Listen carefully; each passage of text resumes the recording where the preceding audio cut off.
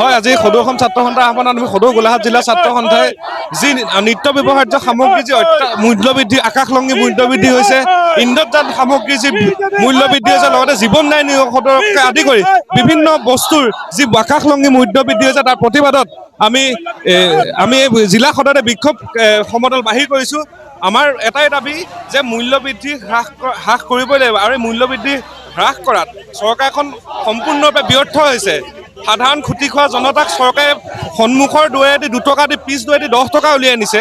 আমাৰ জনতাই খুব লাহে লাহে বুজে, কিন্তু যিদিনাখন এই যিটো 2 টকা দি 10 টকা লুটি নিয়াৰ যিটো চৰকাৰৰ স্বভাৱ যোনদিনাখন ফাদিল কৰিব, যিদিনাখন নিজে গম পাব, সেইদিনাখন কিন্তু পৰিণাম ভয়াৱহ হ'ব।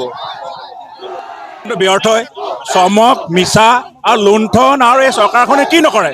ৰাইজৰ সৰহ দিয়া বদলি তেওঁলোকে লুণ্ঠনৰ ৰাজ চলাইছে। এই চৰকাৰখনক সকীয়াই দিছোঁ যে যাতে অনাগত দিনবিলাকত এই মূল্য যি ৰোধ নকৰে, তেওঁলোকৰ প্ৰতি আমি প্ৰতিবাদ তীব্ৰ কৰিম। ওপৰত ৰাইজে আজি কোঙা হৈ গৈছে। অত্যাৱশ্যকীয় সামগ্ৰীৰ পৰা আদি কৰি জীৱনদায়িনী ঔষধলৈকে মানুহে তৎ পোৱা নাই। ককবকাই থকাৰ মাজতো আজি চৰকাৰখনে নতুনকৈ আহিছে, এই চৰকাৰখনে গুৰুত্ব দিয়াটো অতি বাঞ্ছনীয়, আৰু তাৰ প্ৰতিবাদত আমি সতৰ্ক হ'বৰ কাৰণে এই আন্দোলন কাৰ্যসূচী হাতত লৈছোঁ। সমগ্ৰ অসমতে আমি সদৌ অসম ছাত্ৰ সন্থাই প্ৰতিবাদ সাব্যস্ত কৰিছোঁ।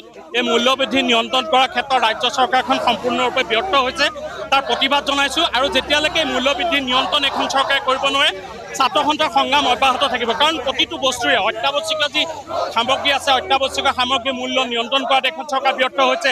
জীৱনদায়িনী ঔষধৰ মূল্যবৃদ্ধি নিয়ন্ত্ৰণ কৰাত এখন চৰকাৰ ব্যৰ্থ হৈছে। আৰু বিশেষভাৱে এটা যোগান বিভাগ আছে, যোগান বিভাগটোৰ অকৰ্মণ্যতাৰ কাৰণে, যোগান বিভাগটোৰ নিৰ্লিপ্ততাৰ কাৰণে আজি সমগ্ৰ প্ৰক্ৰিয়াটোতে এটা ব্যাঘাত জন্মিছে। গতিকে আৰু সেইকাৰণে কি হৈছে যে এই অকৰ্মণ্যতাৰ কাৰণে, যোগান বিভাগৰ অকৰ্মণ্যতাৰ কাৰণে আজিৰ তাৰিখত যিখিনি অসাধু ব্যৱসায়ী আছে, অসাধু ব্যৱসায়ী হুৰাহুৰে মূল্যবৃদ্ধি ঘটাইছে।